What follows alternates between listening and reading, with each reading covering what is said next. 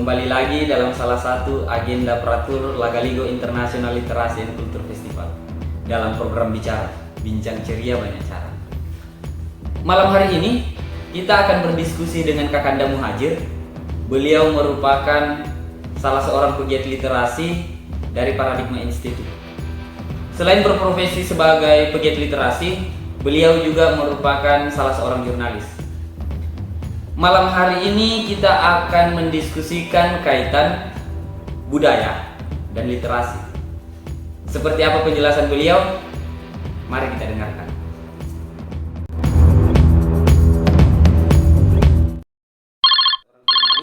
Assalamualaikum Kak. Waalaikumsalam. Gimana kabar? Alhamdulillah baik Kak. Lancar di puasa tak Kak? Alhamdulillah lancar jaya. Terima kasih Kak atas kesediaan tak malam hari ini untuk bergabung bersama kami. Malam hari ini kita akan mendiskusikan tentang kaitan literasi dan budaya.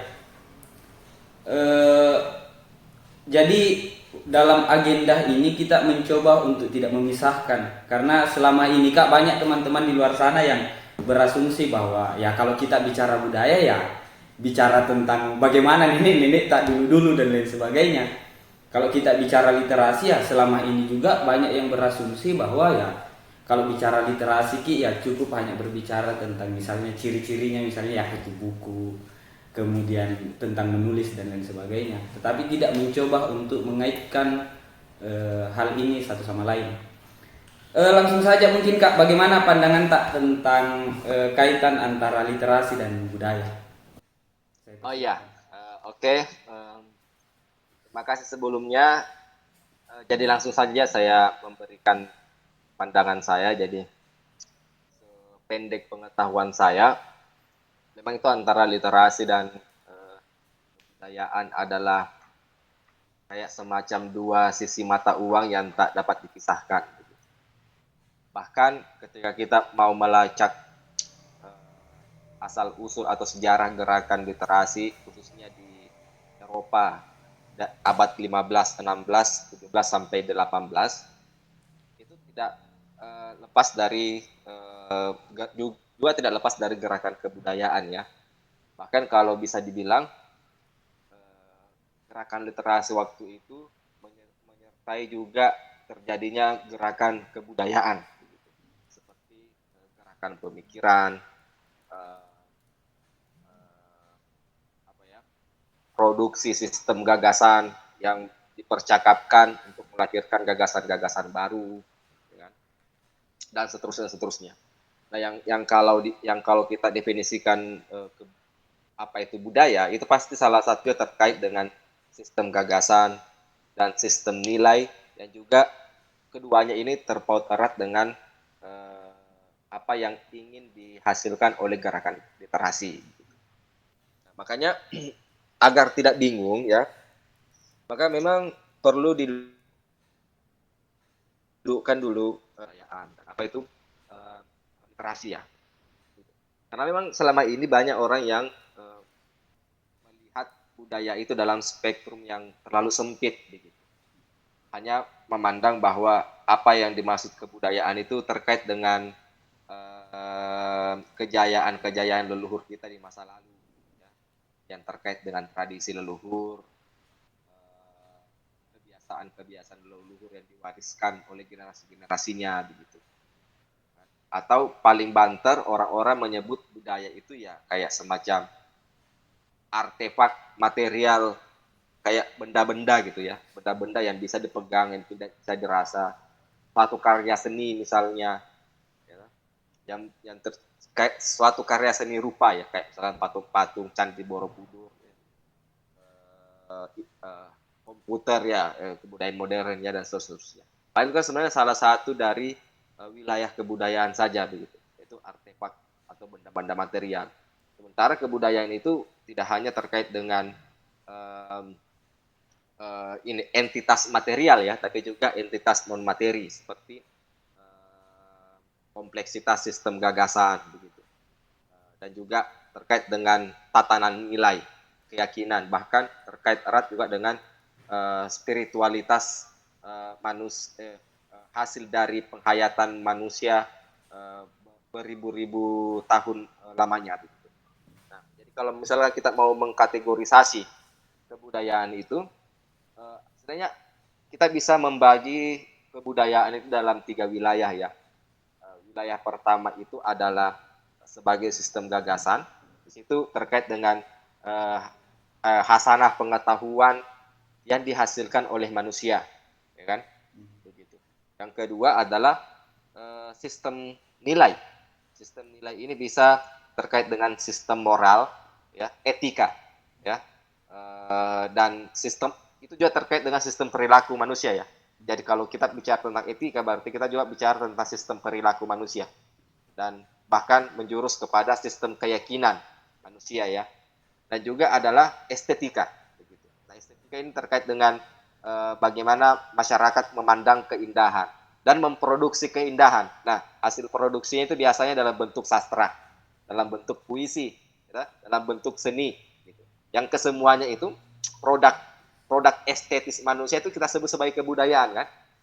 Nah, produk estetis material itu yang kita sebut sebagai artefak budaya ya, yang bisa dilihat dari bisa dilihat secara empiris gitu. Ada bendanya begitu. Ada wujud nyatanya di alam kenyataan begitu. Ini kita sebut sebagai budaya, sebagai artefak. Jadi pengertian budaya itu luas begitu ya. Nah, terus produk kebudayaan itu dihasilkan oleh apa? Dihasilkan oleh budi manusia.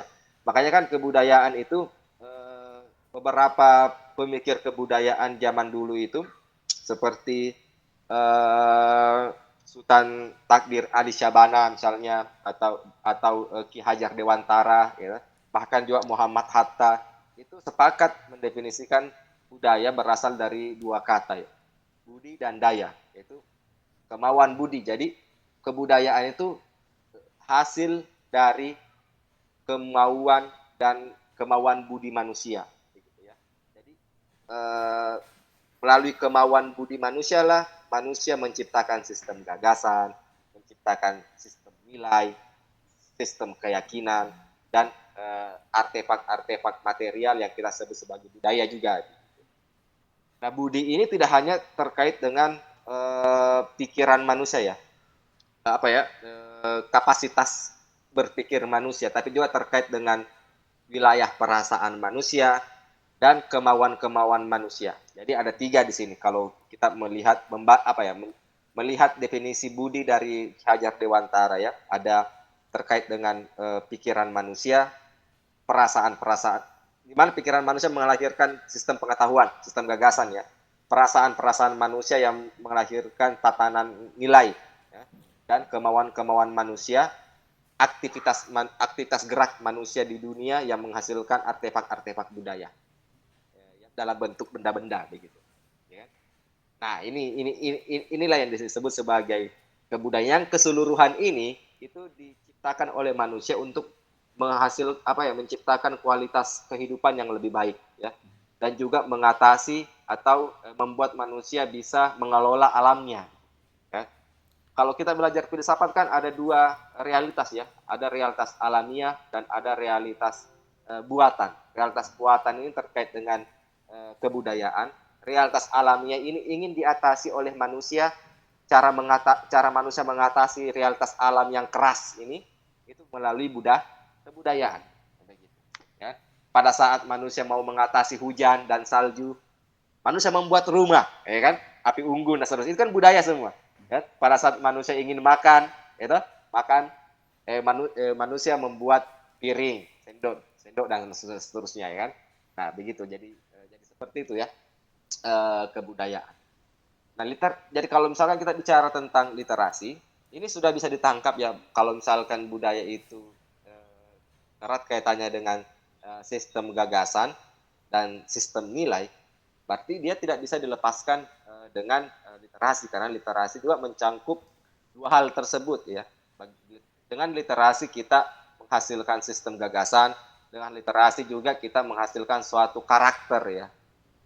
Karakter kejiwaan yang terkait dengan tatanan nilai manusia. Jadi Dengan literasi kita bisa mengasah sistem nilai manusia menjadi lebih luhur, lebih baik, lebih indah begitu. Dan juga menghasilkan sistem gagasan yang bisa digunakan manusia dalam mengelola alamnya, dalam meningkatkan kualitas kehidupannya menjadi lebih baik. Itu ketika misalkan kita mendefinisikan literasi itu juga dengan definisi yang luas ya. Karena ini juga karena banyak juga yang mendefinisikan literasi dalam spektrum yang sempit, hanya dikaitkan dengan kemampuan baca tulis, hanya dikaitkan dengan melek huruf, melek baca, ya kan? Bisa membaca buku, bisa menulis dan seterusnya. Padahal ya memang literasi bagian dari itu semua, tapi lebih dari itu literasi juga erat kaitannya dengan bagaimana manusia itu bertukar pikiran, ya, saling mengkritik gagasan, saling mengomentari pemikiran, membahas isu-isu terkini terkait pemikiran-pemikiran berkembang di zamannya, ya untuk menghasilkan gagasan-gagasan baru, ya. Dan di mana gagasan ini juga akan ini ya, akan mempengaruhi tatanan nilainya, ya, sikapnya terhadap dunia, begitu. Ya. Nah, pada akhirnya literasi itu visi utamanya adalah menghasilkan gagasan, yang di mana gagasan ini juga adalah akan berimplikasi kepada pilihan-pilihan hidup manusia, ya. Di mana pilihan hidup ini terkait dengan sistem nilai manusia, ya kan? Kalau sistem nilainya A, maka pilihan hidupnya pasti A.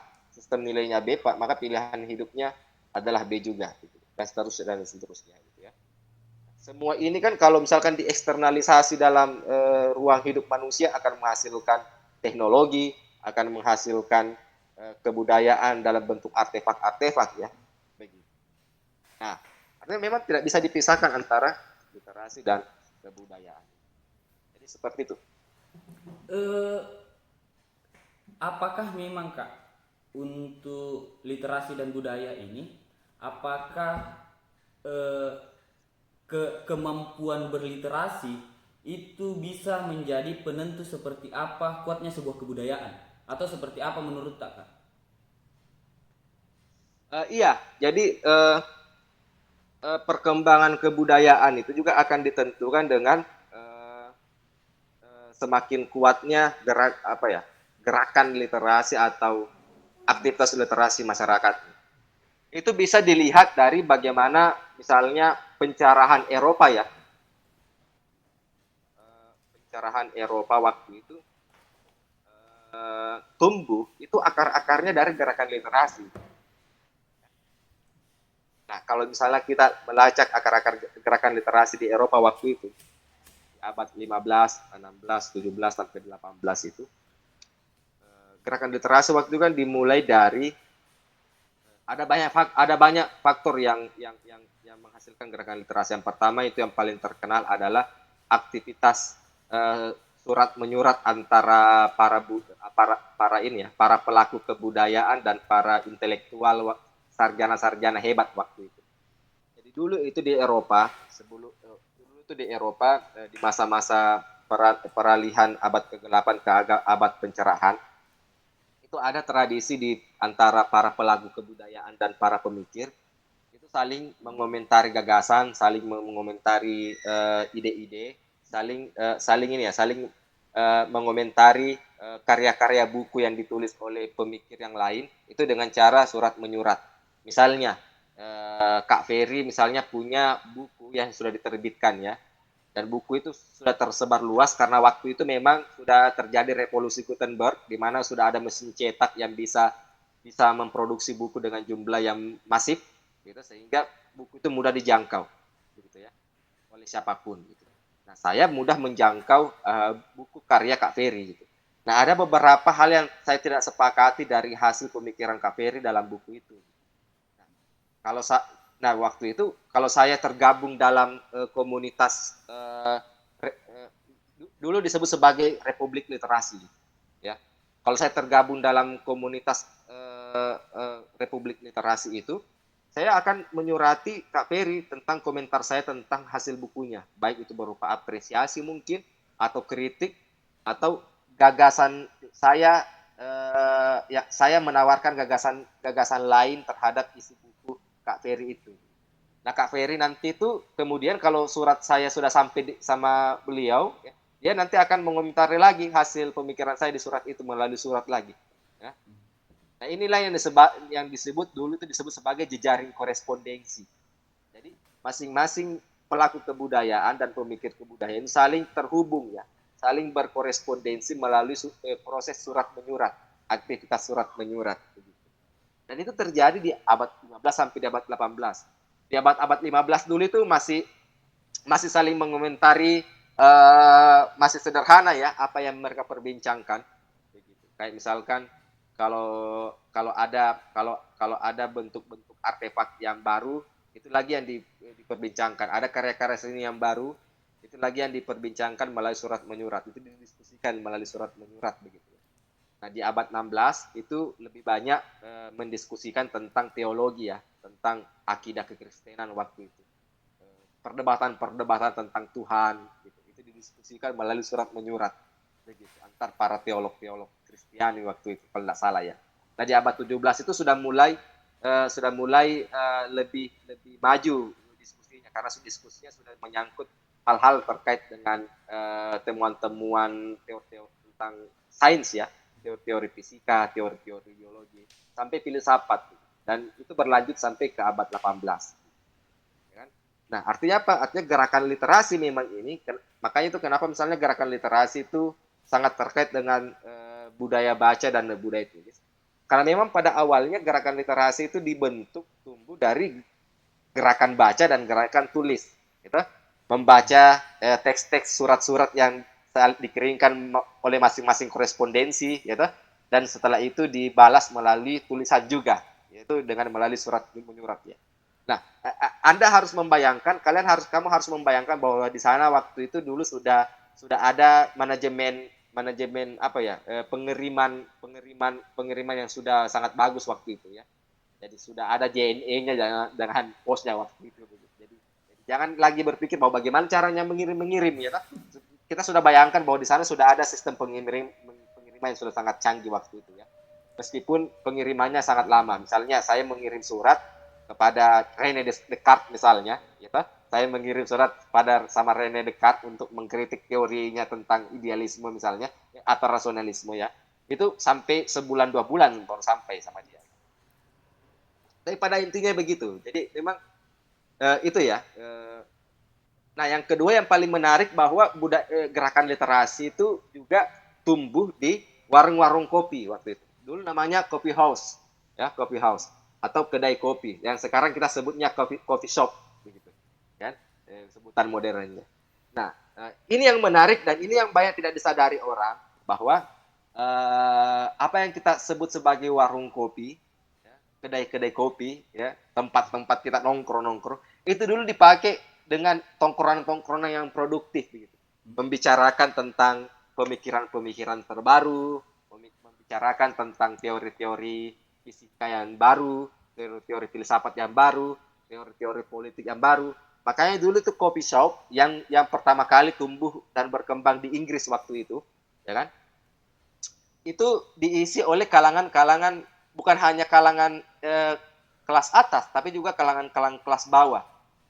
Mereka di sana itu tidak melihat identitas elitnya begitu ya, identitas kelasnya, tapi apa gagasan yang mereka bawa begitu. Jadi di sana itu memang datang minum kopi memang bertujuan untuk berdiskusi. Bukan hanya berdiskusi, menggosipi banyak hal itu. Misalnya menggosipkan situasi politik terkini, menggosipkan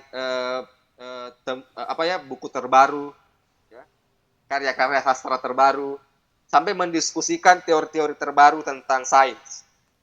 Bahkan Isaac Newton itu kalau tidak salah yang seingat saya pernah membedah, kalau tidak salah itu lumba-lumba dia pernah bedah di sana untuk membuktikan teorinya atau bagaimana begitu. Lumba-lumba yang dia bedah di sana. Jadi mereka menghabiskan waktu di sana ngopi begitu. Ya kayak kita itu kalau misalkan kita ngopi kan menghabiskan waktu diskusi. Mereka juga sama begitu, menghabiskan waktu dengan diskusi. Nah, ini sebenarnya bagian dari Republik Literasi atau bagian dari gerakan literasi waktu itu. yang dimana cikal bakal pencerahan itu bermula dari diskusi-diskusi di warung kopi waktu itu. Jadi revolusi Eropa waktu itu, revolusi abad modern di Eropa itu, ya salah satunya itu cikal bakal terjadi di warung-warung kopi, di kedai-kedai kopi melalui gerakan literasi yang mereka lakukan. Jadi kalau kita mendefinisikan gerakan literasi itu ada budaya baca, budaya tulis melalui surat menyurat itu ya, dan budaya diskusi, debat, budaya kritik yang pernah terjadi di Eropa di abad-abad 17 di Inggris waktu itu melalui kedai-kedai kopi. Oh, di sana itu ada politikus, sudah ada wartawan, sudah ada filsuf, ada ilmuwan, bahkan ada wartawan. Wartawan itu paling senang ke kedai kopi karena kenapa? Karena di sana itu di sana berkumpul informasi terbaru karena di sana orang senang gosip gitu. Jadi wartawan suka ke sana karena pasti menemukan gosip terbaru terhadap situasi terkini Eropa. Oh, jadi para intelektual itu sana tumbuh dan berkembang dan berkumpul. Habermas menyebutnya borjuis ruang publik. Jadi mereka ini kata Habermas adalah para borjuis ruang publik yang membicarakan gagasan, yang membicarakan pemikiran-pemikiran terkini, membicarakan politik terkini, membicarakan sastra dan kalau mau disatukan semua adalah membicarakan kebudayaan begitu ya. Jadi di sana itu tumbuh berkembang kebudayaan. Jadi kebudayaan itu tumbuh berkembang di warung kopi dan dilakukan melalui proses literasi. Itulah kenapa literasi dan budaya itu tidak bisa dipisahkan ya. Karena memang asal usulnya itu dari gerakan literasi itu adalah gerakan kebudayaan juga. Nah, kalau untuk kita sendiri Kak, mana yang didahulukan? Ataukah masing-masing akan berjalan dengan sendirinya? Atau seperti apa antara literasi dan budaya ini? Apakah budaya dulu yang mesti kita diperkuat, ataukah literasi dulu yang mesti diperkuat? Kalau saya bukan pada aspek itunya ya, tapi aspek kemauan budi manusia begitu. Karena masalahnya antara literasi dengan kebudayaan itu berjalan berkat adanya kemauan budi begitu. Kalau manusia tidak berpikir ya tidak mungkin berliterasi dong, dan juga tidak akan mungkin menghasilkan kebudayaan ya. Jadi bukan pada yang mana lebih dulu ya, harus gerakan literasi dulu atau budaya dulu atau literasi, karena ini adalah suatu event yang terjadi karena adanya kemauan budi manusia. Nah, kemauan budi manusia inilah yang menghasilkan aktivitas literasi, aktivitas kebudayaan. Dan di mana juga pada saat kita berliterasi menghasilkan juga kebudayaan, pada saat kita melakukan kerja-kerja kebudayaan itu juga menginkludkan juga kerja-kerja literasi. Meskipun pada aspek tertentu dia bisa dipisahkan ya. Misalnya kebudayaan bisa berjalan sendiri-sendiri dan literasi juga berjalan sendiri-sendiri. Tapi itu agak susah ketika misalkan kita melihat keterkaitan erat yang sangat erat antara budaya dan literasi begitu. Jadi bukan antara keduanya mana yang duluan ya, yang mana yang ini ya. Tapi dilihat pada apakah manusia ingin memaksimalkan sebaik mungkin kemauan budinya gitu, kemampuan pikirannya, kemampuan perasaan-perasaannya, dan kemauan praktisnya untuk menghasilkan suatu bentuk kebudayaan dalam bentuk artefak material itu. Nah, jadi bagaimana menurut kita Kak? Jadi kan begini, banyak orang-orang di luar sana yang berasumsi bahwa saya kembali ke di awal tadi Kak, bahwa kalau saya sebut saja kekakuan berpikir mungkin. Jadi menganggap bahwa misalnya kebudayaan-kebudayaan yang ada di masa lalu itu ya harus dipertahankan seperti apa dia kehadirannya di masa lalu. Apakah memang mesti dilakukan penyesuaian terhadap kondisi saat ini? Semisalnya begini Kak, ada perubahan. Jadi budaya ini tidak mesti kita berbicara tentang seperti apa yang dulu. tapi dia juga harus, budaya itu harus juga terus mengalami perubahan. Ya, ya, ya, ya. Ah, ah, ah, ah. Kalau asumsi itu benar, gitu. Asumsi itu benar ya.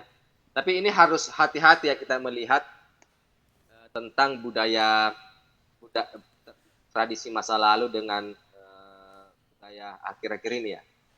Bahwa kebudayaan itu harus berkembang itu benar ya. Tapi perkembangan kebudayaan ini tidak lantas atau tidak serta-merta harus meninggalkan budaya-budaya masa lalu. Gitu ya. Nah, terus bagaimana dengan budaya masa lalu itu? Apakah perlu dipertahankan saat budaya ini terus berkembang ya, menuju eh, perwujudannya yang lebih modern? Begitu. Nah, ada dua opsi begitu. Mempertahankan wujudnya yang asli pada konteks tertentu ya, atau bisa saja kita uh, ini ya melakukan hibrida kebudayaan. Saya mungkin bagus kita sebut hibrida kebudayaan begitu, Wes. Ya. Hibrida kebudayaan dalam arti bahwa dia bisa kita uh, uh, padu-padankan dengan budaya yang berkembang saat ini. Begitu. Ya. Misalnya, itu kan yang baju bodo yang saat ini kita pakai kan itu sudah tidak murni lagi ya. Baju bodo yang pernah dipakai oleh orang-orang tua kita zaman dulu gitu ya, tapi mengalami perkembangan begitu. Tapi kita masih tetap menyebut dia baju bodo begitu ya, cuma baju bodo yang sudah mengalami hibrida ya, percampuran dengan budaya-budaya yang lain begitu ya. Ingat bahwa kebudayaan itu tidak bisa berdiri sendiri dan apa ya, dan bagai air dan minyak, enggak begitu ya. Setiap kebudayaan itu pasti terbentuk karena adanya kontak langsung dengan kebudayaan yang lain ya. Misalnya budaya Nusantara kita itu kan banyak mendapatkan kontak langsung dengan budaya Hindu misalnya, atau budaya semua ya, Buddhisme ya. Setiap sehingga apa ya, ukiran-ukiran artefak-artefak Nusantara zaman dulu itu banyak mengadopsi ukiran-ukiran dari India ya, ukiran-ukiran dari negara-negara Asia yang lainnya ya, kalau dasar. Bahkan kan sudah ada beberapa kita temukan artefak-artefak yang sudah menggunakan bahasa Arab, itu kan karena perjumpaannya dengan budaya Islam misalnya. Kan? Jadi memang tidak bisa dipisahkan ya antara, pasti akan terjadi percampuran antara kebudayaan satu dengan kebudayaan yang lain ya. Begitupun dengan misalnya terjadinya perkembangan kebudayaan ya, kita memasuki abad modern ini, mau tidak mau budaya-budaya zaman dulu itu akan bersentuhan dengan budaya modern, dan banyak sekali varian-varian hasil dari persentuhannya ya. Misalnya lagu-lagu Bugis itu akan berbeda sekarang itu kita dengar dengan lagu-lagu Bugis yang dulu, karena dia sudah tersentuh dengan budaya musik modern ya, yang sudah menggunakan mixing ya, yang sudah menggunakan gitar elektrik, yang sudah menggunakan drum yang lebih modern. Akhirnya secara musikalitas itu ketika didengar itu sudah lebih mengadopsi, memang masih berbahasa ini ya, memang masih berbahasa Bugis, masih mempertahankan bahasa dari budaya nenek moyang kita, tapi sudah mengadopsi musikalitas ya, instrumen-instrumen dari budaya modern ya kan. Dan itu tidak bisa kita lepaskan perubahan-perubahan itu ya. Sama dengan misalnya model-model baju bodo ya, yang sudah bersentuhan, melakukan perjumpaan dengan budaya-budaya modernnya, akhirnya varian-varian baju bodo itu sudah mulai banyak berkembang gitu ya. Batik pun juga begitu ya, batik gitu ya.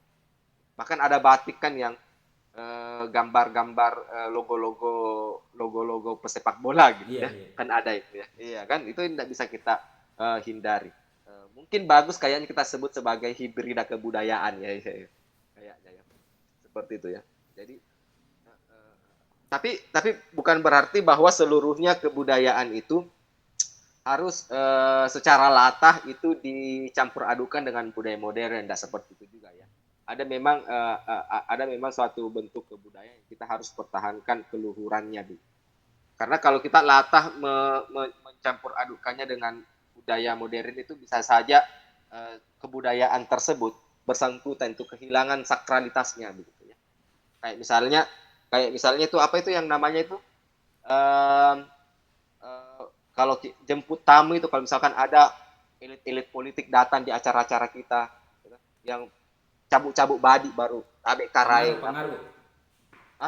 ya kan, itu kan kayak semacam sudah beralih fungsinya ya, Iya, iya. begitu, beralih fungsinya. Saya melihat ada yang hilang dari sakralitas budaya yang itu ya, gitu kan, sama dengan misalnya badi gitu ya, yang akhirnya bisa dipakai oleh siapa saja ya. Begitu. Tapi kita beruntung pusaka zaman dulu itu kan ada penunggunya ya, kayak misalkan ada penunggunya ya. Kayak misalkan di Pangkep itu kan ada bisu ya sebagai penjaga pusaka ya, yang itu tidak hanya menjadi penjaga saja, tetapi mempertahankan keaslian dari pusaka itu gitu ya. Nah, maksud saya begitu, bahwa ada memang budaya tertentu yang tidak boleh kita latah untuk menghilangkan sakralitasnya hanya karena asumsi bahwa setiap kebudayaan itu harus mau tidak mau melakukan perjumpaan dengan budaya-budaya yang berkembang. Nah, kalau untuk kita sendiri Kak, bagaimana pandangan tak kalau kita bicara tentang sakralitas itu? Apakah karena kan begini Kak, terutama yang terjadi misalnya karena tadi sempat singgung sedikit dan tidak apa-apa mungkin kita singgung sedikit tentang besi. Selama ini kan upaya beberapa teman-teman komunitas untuk mempertahankan hal-hal itu tentang besi itu kemudian selalu dikaitkan dengan misalnya ya kalau kita bicara tentang besi ya kita bicara tentang kenakalan misalnya ataukah perang misalnya ataukah bicara tentang penunggunya dan lain sebagainya. Nah, kalau untuk kita sendiri Kak, bagaimana Ki memandang sesuatu secara sakral? Kalau saya itu eh, kita kembali ke jenis budayanya ya. Kita kembali ke jenis budaya. Biasanya itu ada kan artefak-artefak tertentu yang dalam tradisi lokalitas di Indonesia itu punya sakralitas sendiri, gitu ya. Berapa kan? Biasanya itu salah satunya adalah badik misalnya, ya kan? Um, kalau di ada mandau, gitu ya, kalau di Jawa di mana itu di, di Kalimantan apa itu suku Dayak ya. Budaya. Iya. Dan ya dan banyak lah budaya bisu misalnya di Bugis ya toh. Ya bagi saya yang macam-macam seperti itu karena dia memang pada awalnya atau pada mulanya sudah dilekatkan suatu sakralitas tertentu dalam tradisi nenek moyang kita, ya, maka kalau bisa mereka apa ya, entitas kebudayaan yang sudah dilekatkan suatu kesakralan tertentu oleh leluhur kita itu harus dipertahankan keasliannya ya. Itu kalau saya gitu. Sebisa mungkin dipertahankan. Karena ini juga yang akan menentukan identitas kita. Tadi Itu ya, karena itu terkait dengan identitas gitu ya. Betul. Sangat terkait dengan identitas. Kalau itu sudah hilang ya, kita kan juga kehilangan identitas ya. Nah, itulah yang saya tadi maksud bahwa ada saat di mana budaya leluhur itu tidak harus atau kita berusaha untuk mempertahankan keasliannya sebisa mungkin ya. meskipun itu susah tapi sulit, tapi sebisa mungkin kita mempertahankan kasih minimal nilai-nilai sakral yang pernah dilekatkan leluhur kita pada entes budaya itu harus dipertahankan. Kalau tidak bisa keseluruhannya begitu. Itu sih kalau saya sih. Nah, kalau untuk kita sendiri Kak, bagaimana ke depan ini? Ini kan kalau kita melihat sekarang ini kan percepatan media ini luar biasa sekali nih. Informasi ini Ya. yang ada di media sekarang ini. Bagaimana peran literasi dan budaya untuk menghadapi itu? Perkembangan era digital ya. Iya. Berarti ini ya. Kalau kalau saya ya itu dihadapi dengan siasat-siasat yang baru ya, atau strategi yang baru. Karena ingat sekali lagi bahwa kita tidak bisa lari dari perkembangan ya. Era teknologi informasi ini juga sebenarnya sangat memudahkan gerakan literasi. Karena semakin berkembang suatu medium atau media, itu pasti akan membuat gerakan literasi itu semakin tumbuh pesat. Di zaman dulu gerakan literasi itu tumbuh pesat karena terjadi revolusi Gutenberg di abad 15. Apa itu revolusi Gutenberg? Jadi ada suatu jadi Gutenberg itu penemu mesin cetak. Jadi dulu itu buku ditulis tangan, dan ketika ingin digandakan itu ditulis tangan lagi begitu. Jadi susahnya itu kita menggandakan buku. Jadi lama prosesnya itu kita orang-orang itu dulu menggandakan buku karena tidak ada mesin cetak. Nah pas setelah ada mesin cetak ditemukan oleh Gutenberg abad 15 orang. Jadi sejarawan menyebutnya revolusi Gutenberg ya. Akhirnya buku itu bisa diproduksi secara masif gitu ya, dengan kuantitas yang lebih banyak begitu, melalui mesin cetak itu ya, sehingga orang-orang dapat mengakses dengan mudah. Dulu itu karya-karya karya-karya buku itu hanya bisa dinikmati oleh segelintir orang saja, elit-elit yang bisa mengakses itu. Pas revolusi Gutenberg terjadi, terciptalah mesin cetak yang bisa menggandakan buku dengan jumlah yang sangat besar. Itu akhirnya seluruh publik, baik kelas atas maupun kelas bawah, bisa menikmati karya-karya buku. Itu kan akhirnya gerakan literasi juga semakin mudah digalakkan ya, karena orang-orang waktu itu sudah bisa mengakses buku-buku sebagai prasyarat terjadinya gerakan literasi gitu. Ya. Nah, sekarang kan juga begitu ya. Dengan terjadinya revolusi komunikasi dan informasi ini di abad digital, di abad 20 ini, di era digital ini, itu kan orang-orang semakin mudah mengakses informasi ya. Bahkan semakin mudah mengakses buku-buku karena sudah ada e-book yang bisa kita akses. Sudah banyak bacaan-bacaan yang bisa kita akses. Seharusnya kan gerakan literasi justru mudah digerakkan begitu.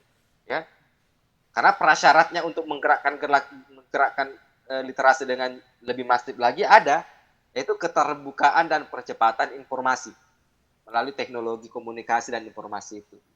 Nah, tapi ini juga ada konsekuensinya yang bisa memperburuk atau bisa menunda atau bisa menurunkan kualitas literasi. Ya, karena kita tahu semakin cepat informasi maka semakin tak terbendung pula informasi ya, sehingga menyeleksi informasi-informasi yang baik untuk kemajuan literasi dan atau tidak itu agak sulit dilakukan gitu. Karena tercampur aduknya informasi-informasi bermutu dan tidak bermutu di dalam satu ruang teknologi itu tadi ya, dalam satu ruang komputasi itu tadi. Ini tantangannya. Makanya tadi saya bilang bahwa strategi yang harus diperbarui gitu. Bagaimana bentuk strateginya ya, teman-teman bisa menciptakan sendirilah ya. Tapi pada intinya itu teknologi itu harus dimanfaatkan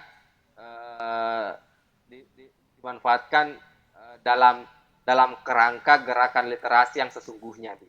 Apa itu gerakan literasi yang sesungguhnya? Kita kembali ke awal-awal dibentuknya, awal-awal terjadinya gerakan literasi ya, yaitu memproduksi gagasan, mempercakapkan pemikiran-pemikiran, ya, mendiskusikan pemikiran-pemikiran gitu, dan mengedarkan gagasan-gagasan untuk kita ambil dan kita balikkan lagi ke orangnya begitu ya. Nah, seharusnya di situ anunya, wilayah mainnya kita itu di situ. Ya. Dan itu kan bisa semakin mudah kita lakukan ketika misalnya kita memanfaatkan teknologi informasi dengan baik. Jadi intinya di sini adalah bagian niat kita menggunakan teknologi informasi itu. Kalau niat kita itu dengan gerakan literasi yang visi sesungguhnya dari literasi itu, maka kita pasti yakin dan percaya akan teknologi informasi itu akan menjadi sarana yang memudahkan gerakan literasi. Tapi kalau kita menggunakannya dengan niat yang macam-macam, misalnya niat untuk berpolitik, ya, niat untuk membodoh-bodohi masyarakat dengan informasi-informasi hoax, ya. Nah, itu bukan gerakan literasi yang terjadi, tapi gerakan anti literasi gitu. Gerakan pembodohan ya, sebagai gerakan anti literasi gitu. Ya? Seperti itu sebenarnya. Strateginya saja sih. Nah, tapi kalau kita lihat kondisi sekarang Kak, misalnya mulai misalnya dari yang kita bilang tadi bahwa di awal-awal seperti apa gerakan literasi itu betul-betul terbangun dari diskusi-diskusi yang terjadi di warkop, di warung kopi misalnya. Kemudian bagaimana kita harus menghadapi percepatan media yang luar biasa sekarang ini. Tapi pada akhirnya kebanyakan justru hanya yang dikonsumsi adalah hoax, ataukah ya kalau awalnya pemikiran-pemikiran baru itu lahir dari warkop, ya sekarang warung kopi sisa jadi tempat selfie dan lain sebagainya. Apakah ini ketidakmampuan para aktivis-aktivis literasi untuk menjaga orisinalitas kondisi ini, ataukah memang generasi zaman ini sudah berubah sehingga generasi ini ya hanya mencomot saja, atau seperti apa menurut Kak? Kalau saya sebenarnya kita kalah dalam perebutan ruang. Gitu ya. Nah, di sini ada teori yang menarik dari Henry Lefebvre ya, seorang sosiolog ya, yang dia punya teori tentang ruang ya. Jadi dia memandang bahwa ruang itu tidak netral ya, tapi ruang itu adalah produksi sosial gitu. Nah, sebagai produksi sosial, ruang itu akan menemukan wujudnya tergantung siapa yang menguasainya, atau siapa yang komunitas apa yang menguasainya ya. Begitu. Dulu kan warung kopi yang menguasai itu adalah komunitas intelektual, ya. Jadi ruang di dalam maka terjadilah politik spasial ya, atau politik ruang di mana kaum borjuis ruang publik kata Habermas ya, atau kaum pemikir-pemikir waktu itu yang mendominasi warung kopi itu, ya kan? Sehingga budaya di warung kopi itu akhirnya berbeda ya waktu itu ya. Nah, sekarang kan yang mendominasi itu adalah budaya anak muda, budaya tongkrong, yang anak muda yang terbiasa untuk yang niatnya untuk tongkronan ya, main game misalnya gitu ya, atau pacaran misalnya gitu ya, dan seterusnya gitu. Sehingga karena budaya itu yang terbiasa terjadi, atau para komunitas-komunitas anak muda yang dengan budaya yang berbeda ya, budaya-budaya hedonistik seperti itu yang masuk ke dalam kafe tadi, sehingga kafe itu menjelma menjadi ruang hedonistik seperti itu gitu. Ya. Nah, ini kan sebenarnya adalah kita sebenarnya kalah dalam perebutan ruang, ya kan?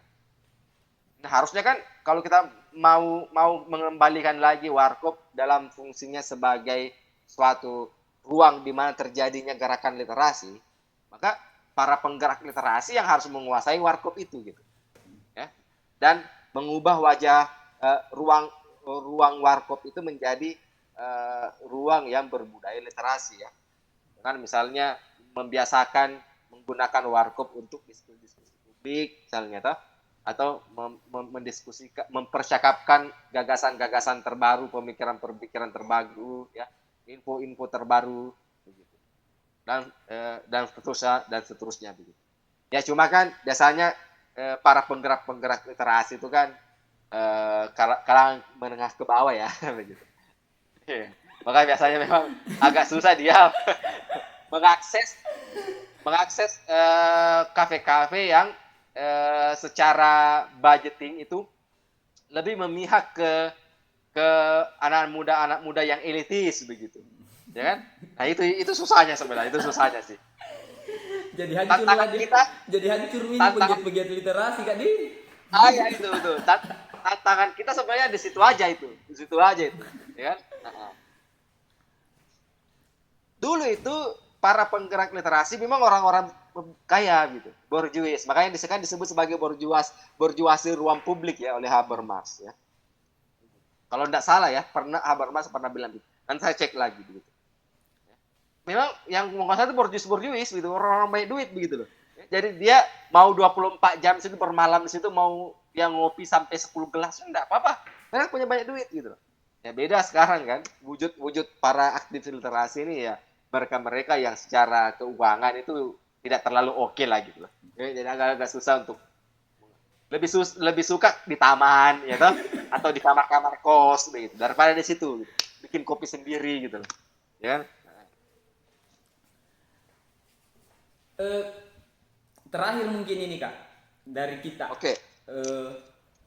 Bagaimana kita secara utuh memandang literasi dan sebetulnya seperti apa gerakan masif yang betul-betul mesti kita lakukan itu dalam rangka untuk menepis, karena sekarang ini ya seperti yang kita bilang tadi bahwa percepatan media sekarang ini satu ya kita para pegiat-pegiat literasi ini sudah diambil alih nih ruangnya sehingga ya lebih banyak konsumsi hoax dan lain sebagainya. Nah, sedangkan kita pahami bahwa peran literasi dan budaya ini untuk menepis semua itu sangat penting.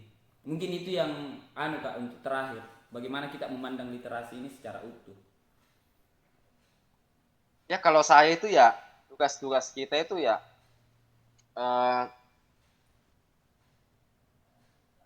masuk ke dalam wilayah generasi muda ya. Jadi gerakan literasi ini harus mengakomodasi generasi muda. Jangan orang-orang tua itu aja itu yang berpikir tentang literasi ya. Tapi bagaimana anak muda ini juga berpikir bahwa mereka punya tanggung jawab untuk memasifkan gerakan literasi. Nah, makanya perlu ada strategi baru ya. Strategi di mana para aktivis literasi ini pandai melihat peluang ya. Pandai membaca kecenderungan generasi saat ini begitu. Nah, generasi saat ini seperti apa ya, teman-teman bisa baca sendiri gitu ya. Tapi setidaknya yang pertama itu yang paling utama itu adalah bahwa generasi saat ini itu lebih peka terhadap budaya populer gitu ya. Sangat peka terhadap perkembangan budaya pop gitu ya. Ini kan sebenarnya budaya pop itu meskipun sangat tercelah dalam ilmu sosial ya. Jadi meskipun budaya pop ini sangat tercela dalam ilmu sosial karena sering dikritik. Tapi sebagai suatu strategi. Ini kita bisa manfaatkan secara pragmatis ya. Jadi kita memandang budaya pop ini secara pragmatis pada wilayah yang dapat menguntungkan gerakan kita gitu. Ya, ini bisa kita manfaatkan untuk menggait anak-anak muda gitu untuk bisa aktif berliterasi. Ya. Artinya bagaimana caranya kita menjadikan gerakan literasi ini menjadi gerakan pop gitu ya, gerakan yang lebih populer gitu ya, supaya bisa mengakomodasi generasi milenial yang memang punya kecenderungan ke arah sana gitu ya. Misalnya apa ya, membuat membaca itu menjadi menyenangkan ya, membuat membaca itu menjadi suatu bagian dari apa ya, menciptakan budaya membaca itu sebagai bagian dari kaum muda begitu kan, membuat tradisi menulis itu menjadi bagian dari kaum muda gitu ya. Nah, kalianlah berpikir bagaimana caranya, bagaimana modelnya itu. Tapi kalian bisa belajar dari beberapa festival-festival literasi yang terjadi di beberapa daerah ya, misalnya di Makassar ya, misalnya di Makassar itu ada MWF itu kan peka melihat, jadi MWF itu di sana selain adanya pertunjukan literasi ya, di sana juga ada pertunjukan budaya pop gitu kan. Jadi gerakan literasi itu selalu diimajinasikan itu terkait erat dengan budaya indie gitu ya, misalnya musik indie ya, berpuisi ya, senja kopi dan seterusnya gitu ya kan, baju yang tidak dikancing-kancing ya kan, ya kan? Ya. Jadi ketika misalkan kita ke MWF itu model-model anak muda itu ya masih begitu-begitu ya, yang modelnya yang indie-indie gitu. Maka dan itu diperkuat misalnya dengan adanya tradisi membaca puisi, tradisi musik, memanggil para musisi-musisi indie untuk tampil gitu. Kalau saya nanti di festival Lagaligo Festival nanti itu Lagaligo Literasi and Culture Festival itu sudah saatnya misalnya ya, kalau kalian punya dana yang lumayan besar ya, bisa memanggil musisi-musisi indie ya, musisi-musisi indie lokal saja di sini yang cukup terkenal di setidaknya di Sulawesi ya, kan ada beberapa di sini musik band-band indie yang terkenal di Sulawesi ya, kayak misalkan asuhannya Kak Mansur itu kayak siapa itu kapal udara gitu ya,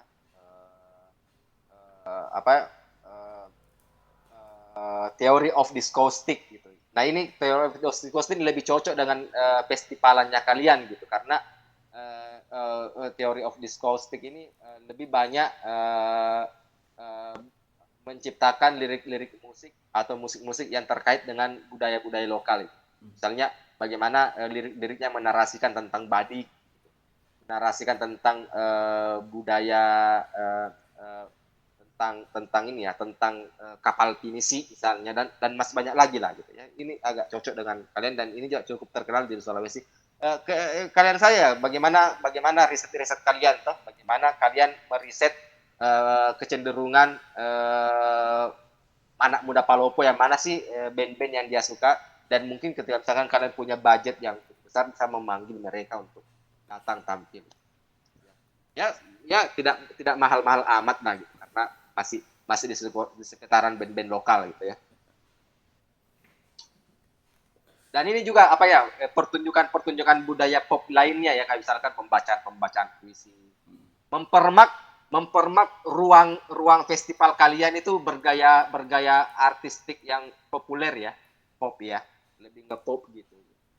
Bagi saya tidak ada masalah gitu, meskipun dalam ilmu sosial itu budaya pop sangat tercelah gitu ya, tapi secara pragmatis demi kepentingan gerakan literasi kita bisa menggunakan dalam batas-batas tertentu. Minimal itu mampu memanipulasi audiens tadi. Ya, memancing audiens dan membuat gerakan literasi ini tidak norak-norak amat gitu di mata kaum muda begitu. Ya. Ya kan biasanya kan membaca itu kan selalu dikaitkan dengan perilaku orang-orang tua gitu. Menulis menulis terlalu eksklusif hanya kaum intelektual saja. Padahal kan mereka bisa mengakses itu gitu. Nah, eksklusivitas inilah yang harus diretas begitu.